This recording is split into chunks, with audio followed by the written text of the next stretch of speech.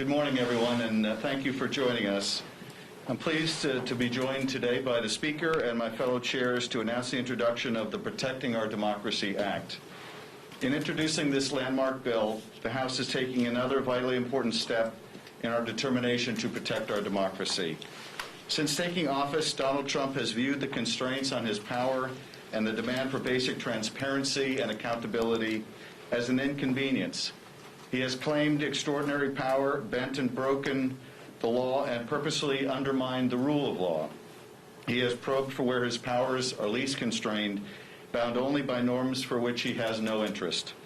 And where he has found weakness, he has exploited it with grave consequences for our nation. The House Democratic Caucus, under the leadership of the Speaker and all the chairs represented here, as well as many others, has stood strong. We have defended the law, the Constitution, and our nation's values, even impeaching the President when he was caught abusing his power in an effort to extort a foreign partner for dirt on his opponent. Today is the latest step in our critical effort to hold this President and all presidents accountable. This bill is the culmination of many months of work by the caucus to identify the most crucially needed reforms to our laws to constrain a lawless president. Some of these reforms have been contemplated for years. Others became necessary only when we witnessed the serial abuses of power by this president. This bill is essential, not just because Donald Trump's presidency has been so damaging, though it has been, but because we owe it to the American people to put in place meaningful constraints on power, fix what is broken, and ensure that there is never again another Richard Nixon or Donald Trump for either party.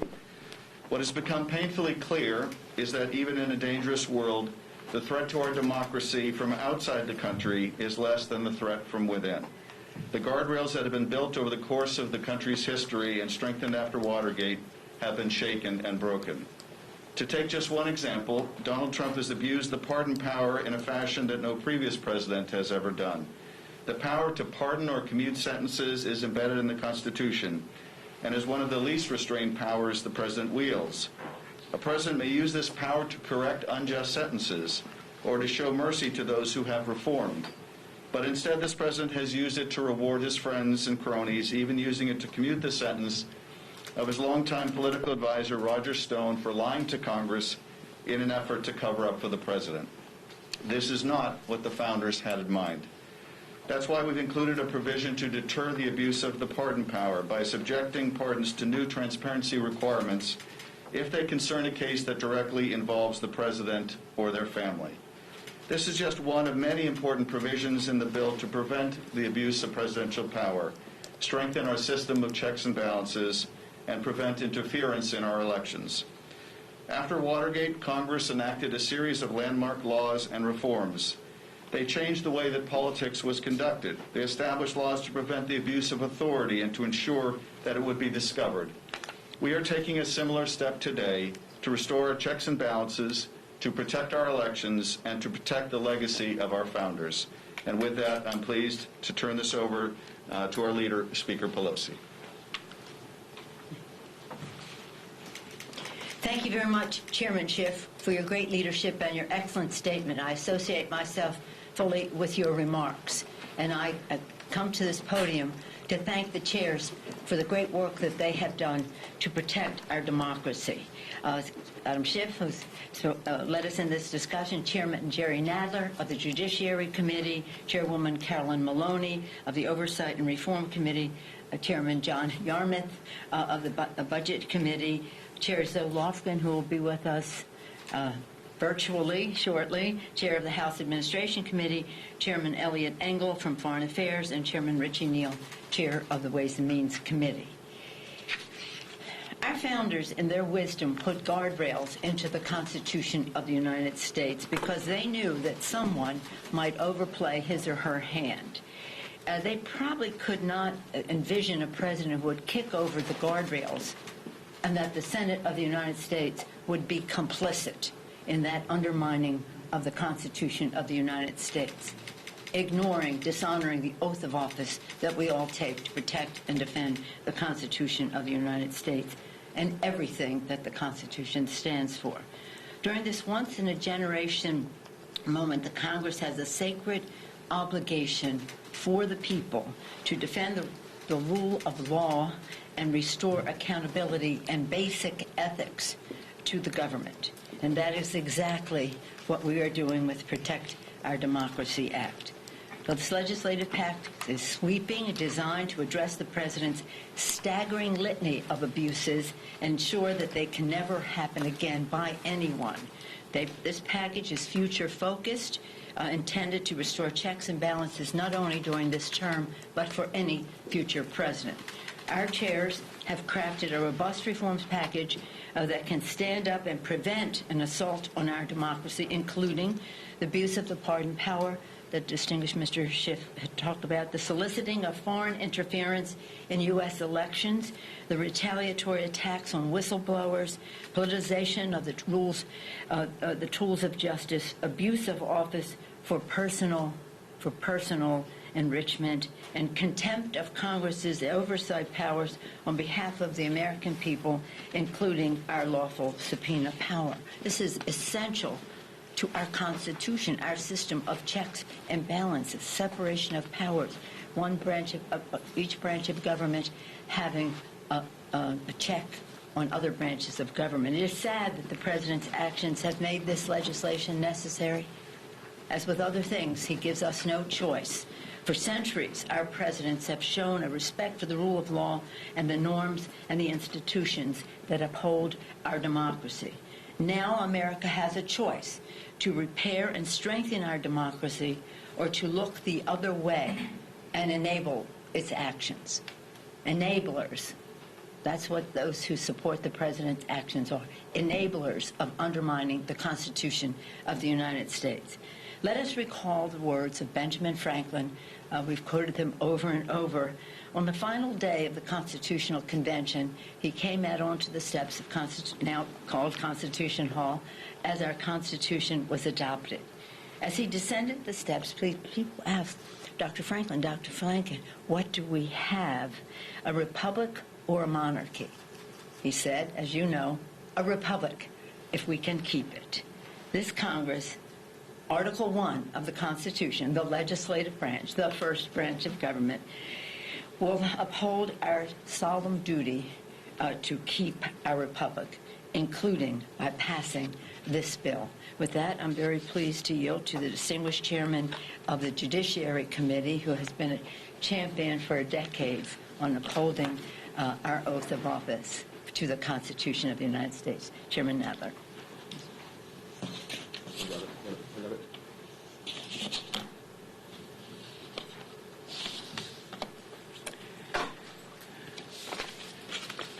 I want to thank Speaker Pelosi, Chairman Schiff, and the other distinguished chairs for their leadership in putting together the critical set of reforms contained in the Protecting Our Democracy Act. The Trump administration has exposed certain holes in the fabric of our democracy by engaging in conduct that was once unthinkable. For example, the administration has defied congressional subpoenas time and again in investigations on topics ranging from manipulation of the census to obstruction of justice, and even during the impeachment process. Not only has this administration refused to produce documents, it has also ordered witnesses to refuse to appear altogether on the ground that they are supposedly immune from subpoenas. In fact, just this past Monday night, I received a letter from the Justice Department informing the Judiciary Committee that it will now categorically refuse to send key officials to our hearings because Attorney General Barr did not like the questions he was asked during his appearance before the committee in July. And when Congress is sued to enforce its rights in courts, we have been forced into a years-long process that may enable the administration to simply run out the clock. It has been more than a year since we sued to compel testimony from Don McGahn, the primary source of the Mueller report's detailed examination of the president's pattern of obstruction of justice. That case continues to work its way through the courts. Similar delays have greeted lawsuits for related grand jury materials, for President Trump's financial records, and for other important information critical to our oversight work. That is why the Protecting Our Democracy Act incorporates Congresswoman Madeleine Dean's bill, which provides an expedited, streamlined process for the House and Senate to enforce the subpoenas in the courts and to ensure that we can conduct proper oversight. We have also witnessed brazen efforts by the administration to undermine the rule of law by interfering with pending cases at the Department of Justice on matters that directly implicate the president. Whether it was the Roger Stone sentencing, the Michael Flynn prosecution, or the Russia investigation, the White House has threatened, bullied, and intimidated the department into doing the president's personal bidding.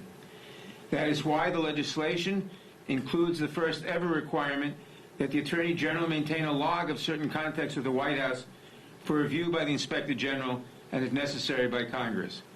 This builds on the legislation Chairman Jeffries has led this Congress.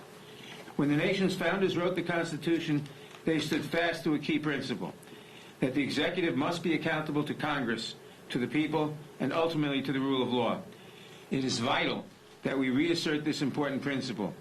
I am proud to join my colleagues in introducing the Protecting Our Democracy Act so that we may restore these and other checks and balances that are so fundamental to our democracy.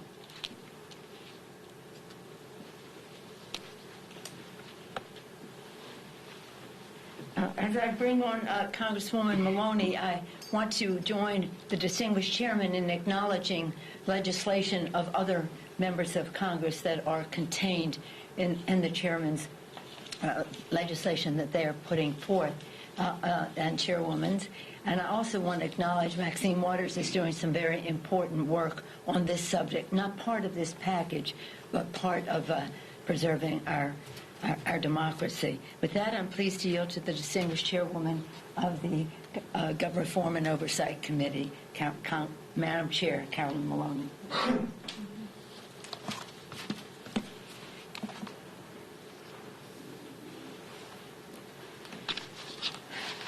Good morning. I'm proud to stand here with Speaker Pelosi and my colleagues in government, many of whom are with us chairing committees that have produced this legislation. And I'm very pleased to join them in introducing the Protecting Our Democracy Act to prevent presidential abuses of power and strengthen advocacy and transparency and accountability. Former Oversight Chairman Elijah Cummings often said, "We are in a fight for the soul of our democracy."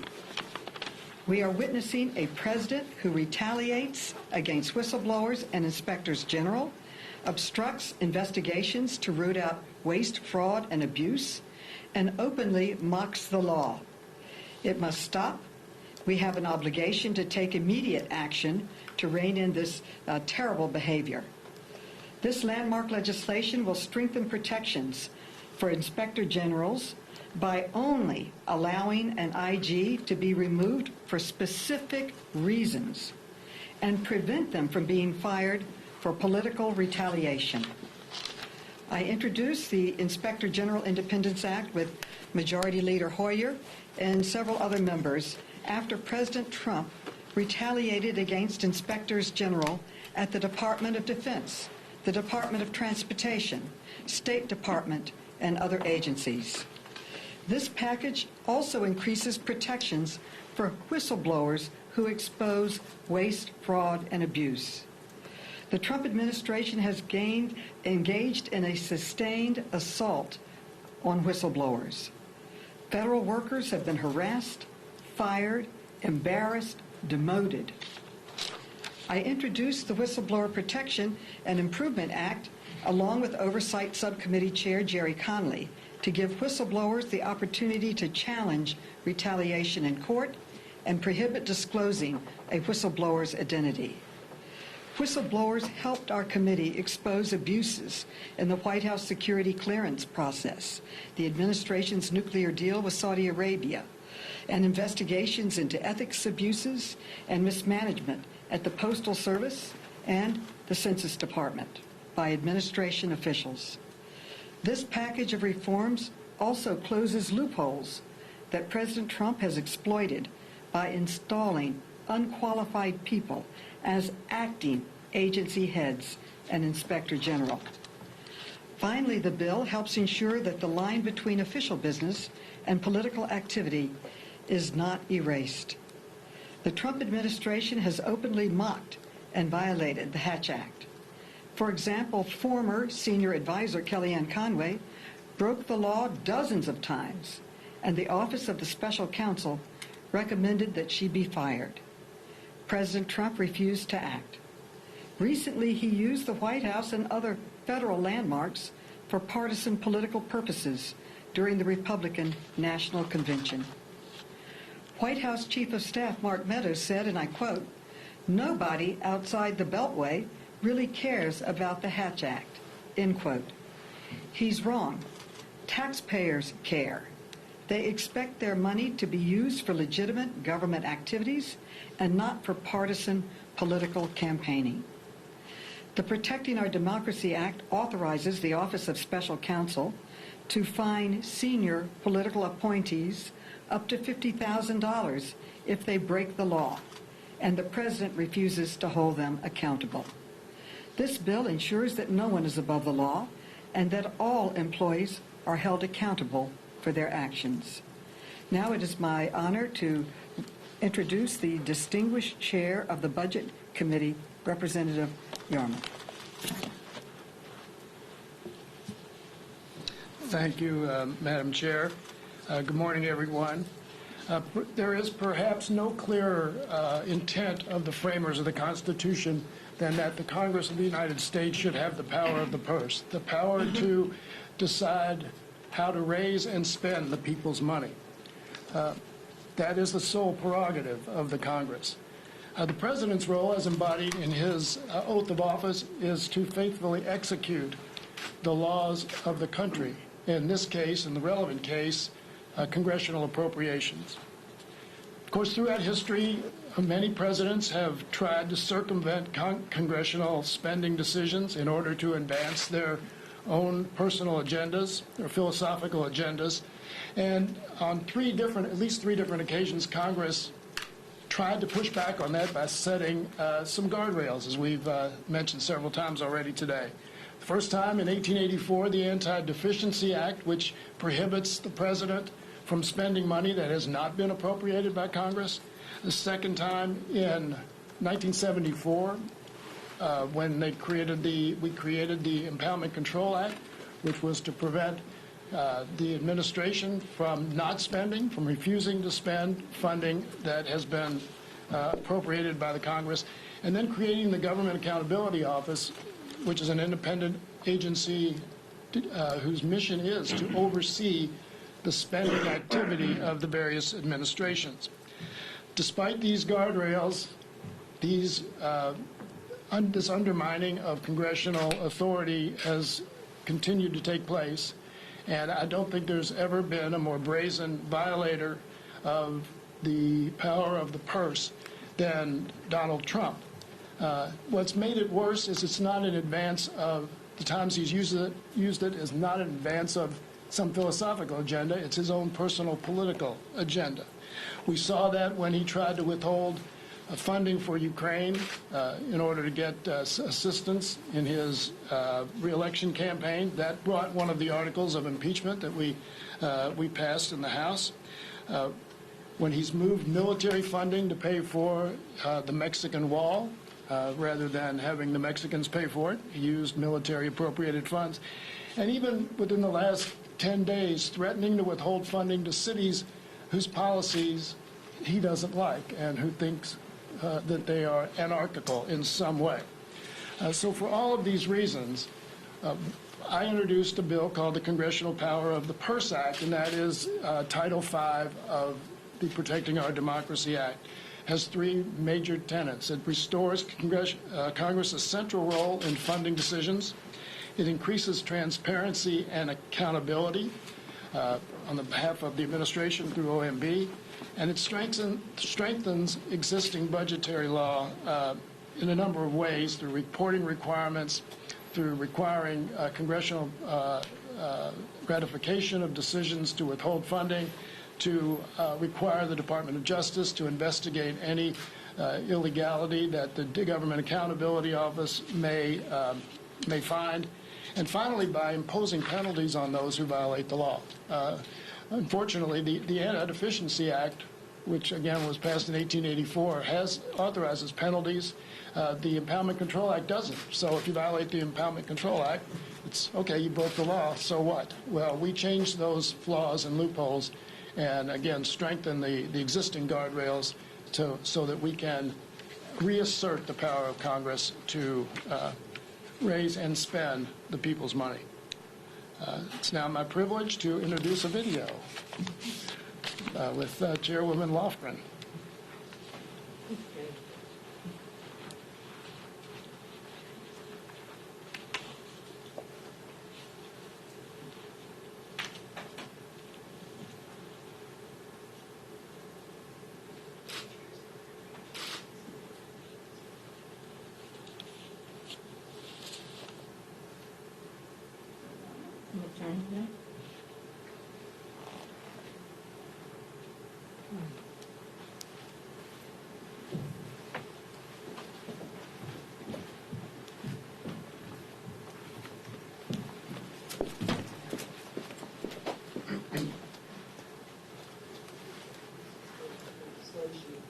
The reforms set forth in this bill weren't what many of us set out to achieve in Congress, but after 4 years of the most corrupt presidential administration in modern history, they've become urgently needed. Many years ago, I worked on the staff of my predecessor, Congressman Don Edwards. One of my assignments was working with the Judiciary Committee on the impeachment of President Richard Nixon. After President Nixon resigned, the Congress enacted a series of landmark laws and reforms to change the way politics was conducted and to prevent a future president from similarly abusing the power of his office. These measures prevented executive abuses, increased transparency and ethics requirements, improved campaign finance disclosure, and enhanced congressional oversight. In large part, they worked pretty well, until now.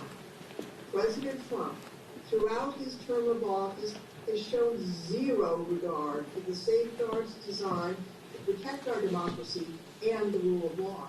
In fact, he's subverted them.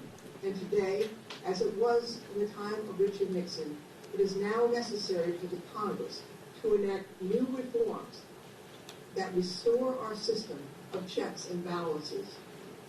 An important aspect of these reforms is to protect our elections from foreign interference.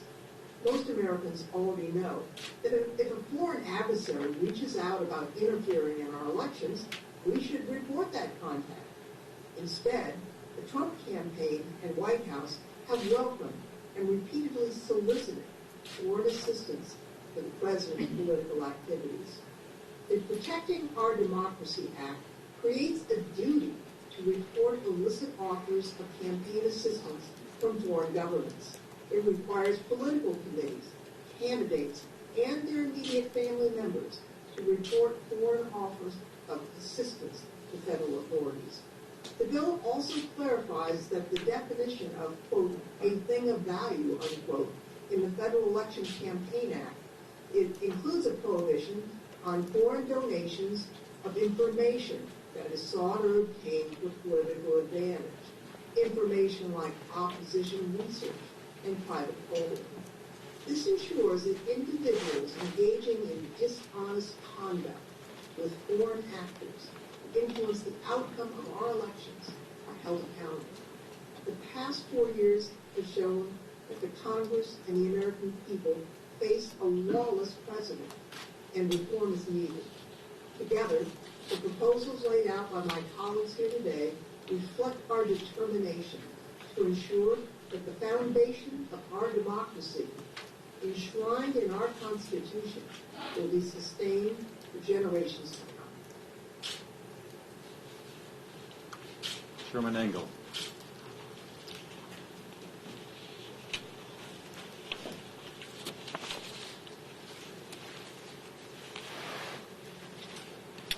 Let me first of all thank the distinguished speaker and my fellow chairs.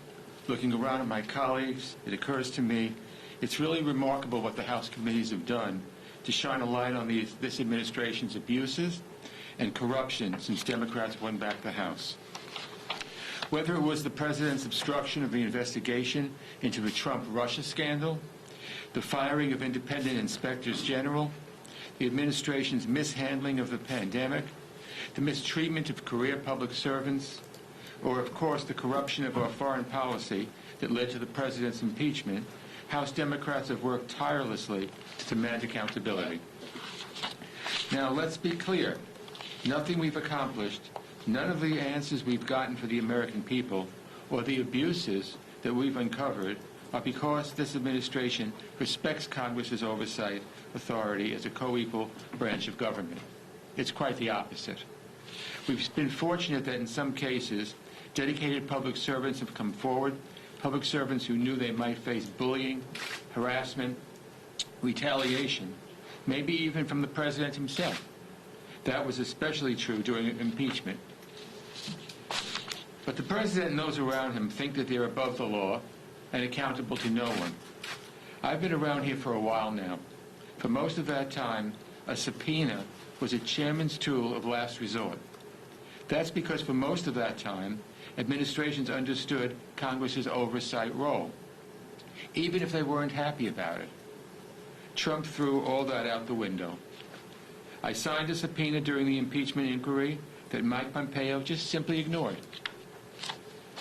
I signed another one a few weeks ago, and he only capitulated once I threatened him with contempt, a black mark that might follow him around when he decides to run for some other office in a few years. So how can one branch exercise constitutional checks and balances when another branch doesn't seem to care about the Constitution? This behavior has set a profoundly dangerous precedent. I hope during the next administration the pendulum swings back, but we're not willing to take that risk. This legislation we're offering gives our oversight tools sharper teeth, tools to enforce our subpoenas, expedited judicial processes, fines for government officials who refuse to comply. I hope these tools won't be necessary, but it's clear that Congress needs to stand up and reassert our power as a co-equal branch of government. Let me now yield to the chairman of the Committee on Ways and Means, Mr. Neal.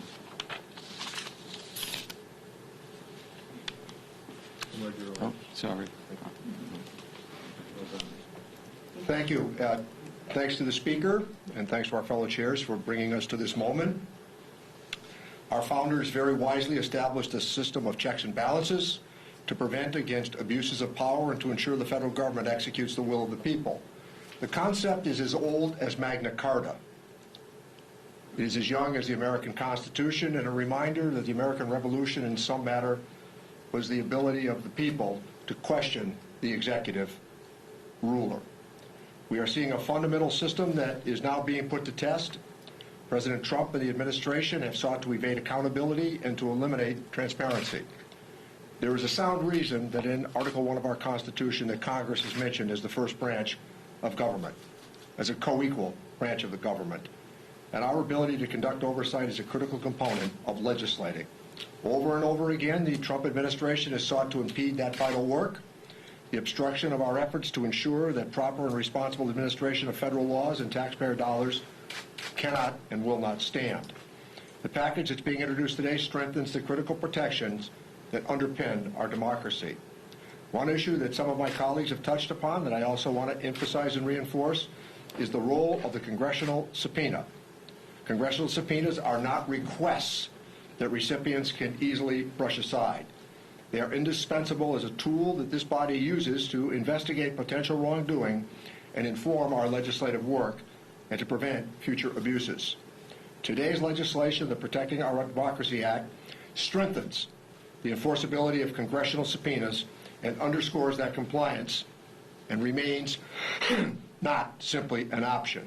The rule of law applies to every single person in this country, including the President and members of the administration. We are here today to reinforce and to reiterate our commitment to the law and our belief in the fundamental tenets of our democracy and our duty to ensure that government remains accountable to the American people. Adam?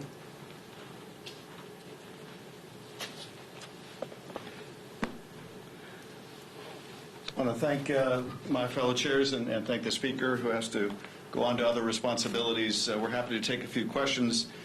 Before we do, though, I want to acknowledge the work of other members of the caucus.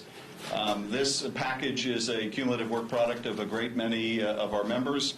And joining in that effort and reflected in the bill itself is the work of Representative Cohen, Representative Connolly, Representative Dean, Representative Jeffries, Representative Liu, Representative Porter, Representative Raskin, Representative Scanlon, Representative Speer, and Representative Swalwell, all of whom are also original co-sponsors of the legislation.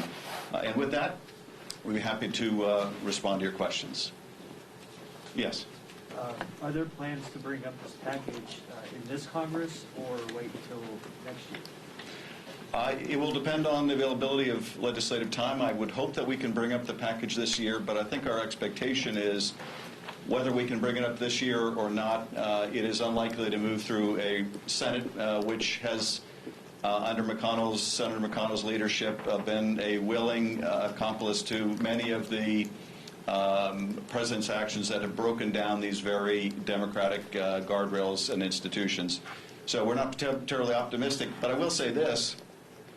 I think these reforms will have bipartisan support next year in a new administration, when my GOP colleagues will not want to see a Democratic president do half the things of the current president. So while I don't expect to see GOP support in the Senate this year, I do expect these reforms will enjoy bipartisan support in the future.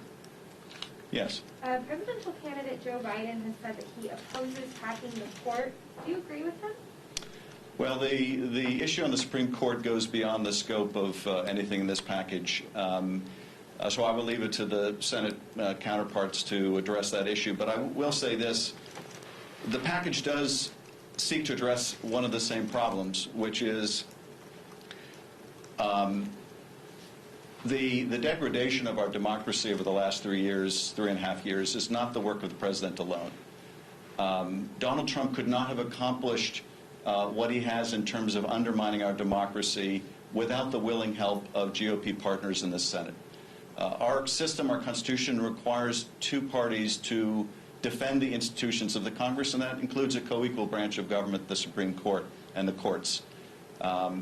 If the Senate is going to violate its own rules, if Senator McConnell is going to violate the rule that bears his own name and stack the court in the last few weeks before the election, that will be something that the Senate will have to remedy and is beyond the purview of this package. Any other questions? Have you had any time to look at the report that came out on Hunter Biden and Burisma from Senator Johnson Company in the Senate? I've had a chance to read the press reporting of it.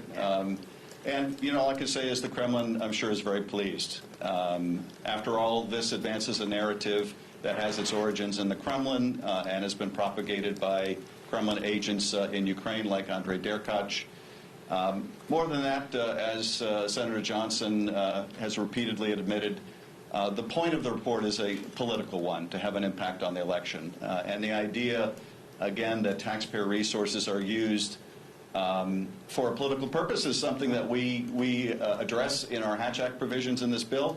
But of course, if you have willing members of the Senate who are using taxpayer resources to advance a Kremlin-originated smear, there's little we can do if senators are willing to participate in that. Any further questions on the bill? Yes. Have you had any discussions with Vice President Biden or anyone on his team about whether or not he would endorse something like this? So you're framing this as a reassertion of congressional power, but another way to look at it might be, in some people's eyes, the erosion of executive power. Is there any pushback from them that perhaps you're stealing their power just as they might take the White House? I think the Vice President has spoken repeatedly about the priority that he places on restoring our democratic institutions, restoring our system of checks and balances. So while we haven't discussed the provisions of this bill, I think he is very supportive of the concept underlying this legislation, that we need to restore accountability and transparency. We need to strengthen the guardrails of our democracy. And I know he has criticized a lot of the actions that this bill seeks to protect against. So we look forward to working with the Vice President in what we hope and expect will be a new administration to make this law and make sure that no president can again violate the rule of law the way the current president has. And how quickly would you want to bring it up next year under a President Biden? Is this a 100 days issue?